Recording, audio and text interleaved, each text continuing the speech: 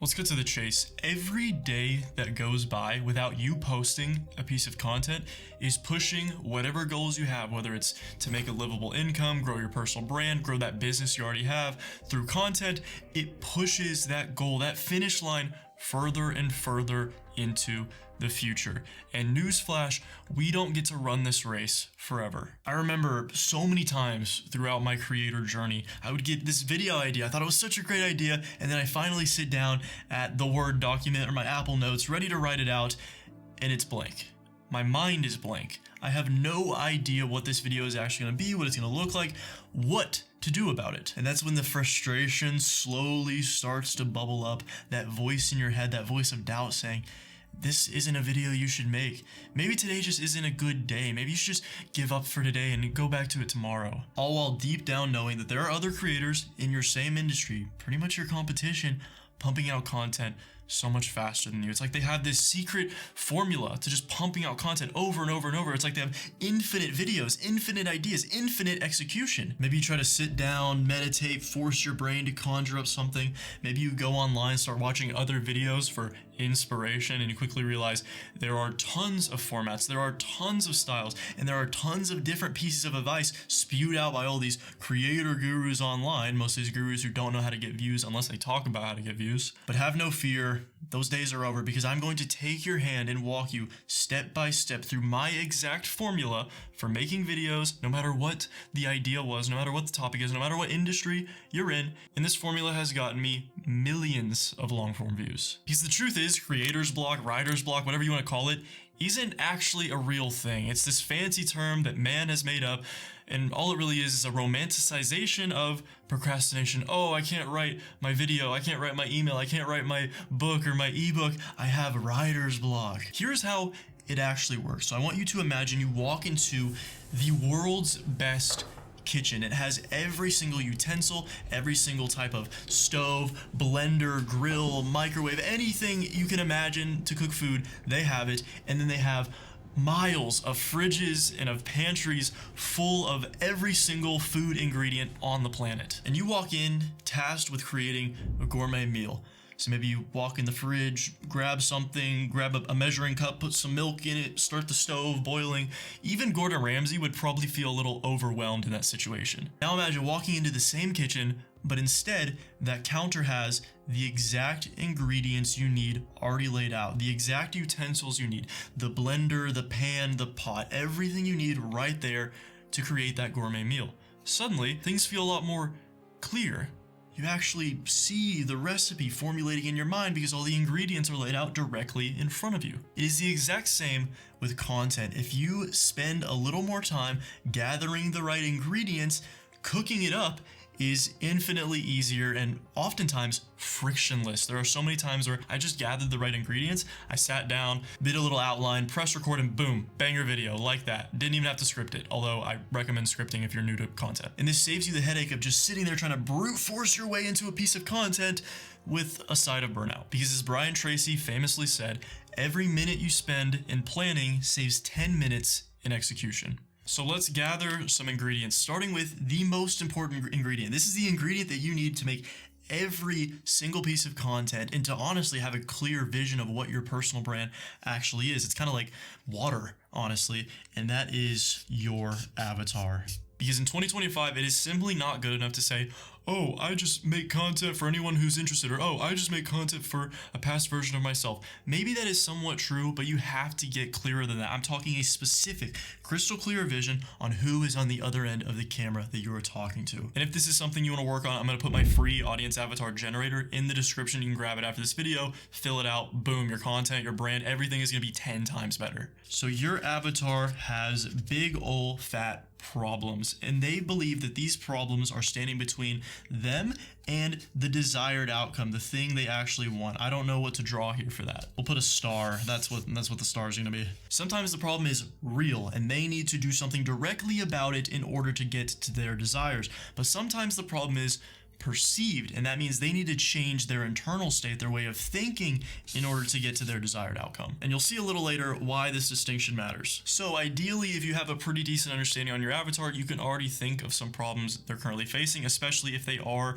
in a situation that you used to be in. You can just look back and think, well, what problems was I facing when I was trying to achieve that outcome? Next, you need to understand that this problem also causes pain, direct emotional pain within the viewer. And understanding their pain is not only crucial for you to trigger their emotions and get them to take action, but also to prove that you understand the viewer. When you have that empathy within your content, they see themselves with you, they identify with you, and suddenly they feel like they know you, they like you more, they trust you more. Not only does that get them to watch more of your videos, but it gets them to become a true cult-like fan, follower. And what does that do? Grows your personal brand. For example, this video, I chose a pain point of not knowing how to make that next video. And if you remember a couple minutes ago, I was directly describing the pain I felt when I was in that situation. And understand that when it comes to problems, you don't need to magically discover a problem that no one else is talking about on YouTube, because that doesn't exist. People are very similar. We're all facing similar shit the majority of the time. In fact, this could even be a problem you've already talked about in past pieces of content.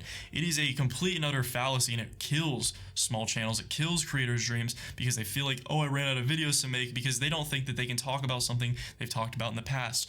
Newsflash, as Hormozy says, most people need to be reminded more than they need to be taught. And if you're struggling to specify the problem and the pain they feel, this is when you can go and do some research. You can go find competitors in your industry, go to their videos and read the comment sections of people talking about the problem. You can go into Reddit threads and see what people are saying as they're trying to solve the problem, how it makes them feel, or any other communities or social media platforms that you know your avatar is hanging out in. For the next ingredient, you need to remember when you faced this problem, because we need your direct experience to put into this video. Because one, you'll be able to describe the emotions you felt better, which the viewer will align with more, but two, it gives you the opportunity to tell your hero's journey, your story within the content, which is when you faced this problem, faced this mountain, and did the journey and climbed your way all the way to the top and over it and solved it.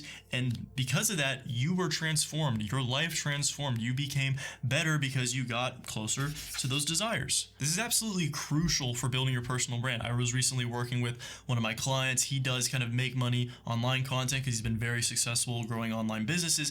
But I watched his content and I realized in all the videos, he just does a funny little hook and then he goes immediately into teaching. He doesn't talk about any of his personal stories, any of his personal realizations on his journey. He doesn't really talk about his own experiences overcoming these problems, and thus his brand is almost non-existent. He doesn't have that cult that aligns with him because no one's aware of his hero's journey. And we are creatures of story. We love story. We attach to story. Every brand, most of the clothes you wear, most of the creators you watch, it's because of their stories. And the final ingredient you need is a clear framework on how you overcame this problem. And it's kind of like Mario, you know, he needed those little brick steps so he could get all the way up and grab the flag and save the princess. But remember earlier when I said their problem is either real or it is perceived?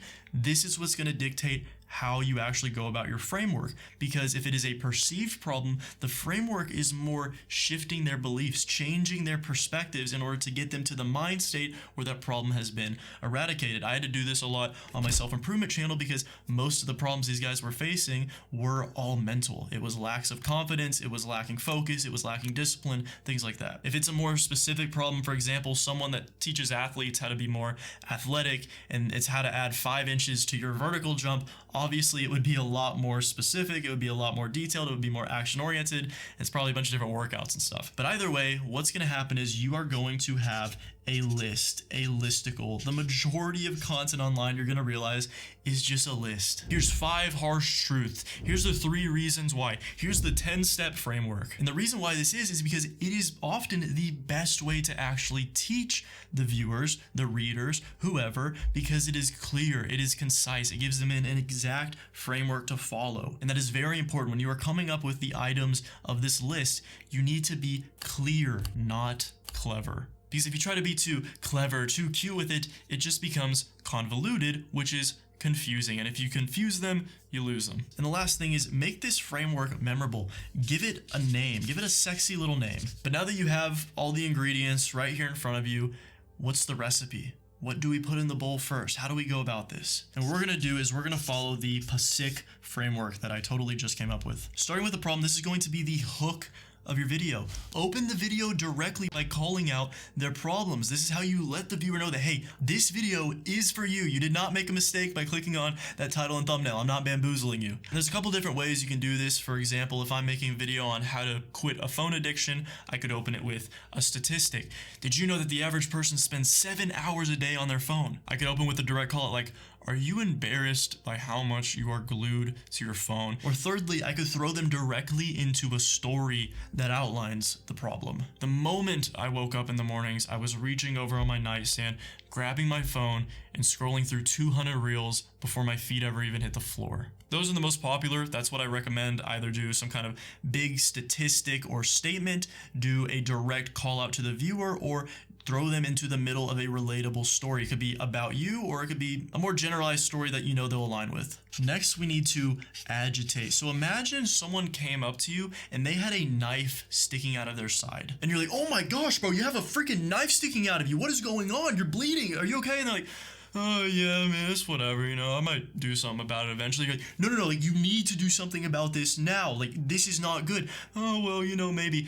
And the only way you can get through to them is you grab the knife and you twist it and like, oh my gosh, yeah, this is bad. Let's get the knife out. Let's get a band-aid. That is exactly what you're doing when you agitate. We all have problems, but often we need that pain generated in us in that exact moment for us to commit to even hearing out a solution, let alone taking action on it. So staying with the phone example, I could say something like, you're suffering in social interactions. Everyone thinks you're rude. Everyone thinks you don't care about them because you just can't help but be glued to your phone. They think you're an introvert. They think you're a weirdo, like you're scared of talking to them. You could say it's a personal story. I was on my phone so much that I remember looking back after an entire year of trying to chase my goals and realizing that I got nowhere close because I was spending hours and hours a day just scrolling, and I felt so much shame wash over me. I wanted to take my phone and throw it off a cliff, throw it into the pool because of what it has done to me. And the next part is the solution. This is that framework we talked about earlier. So in this video, I will tell you the 5 principles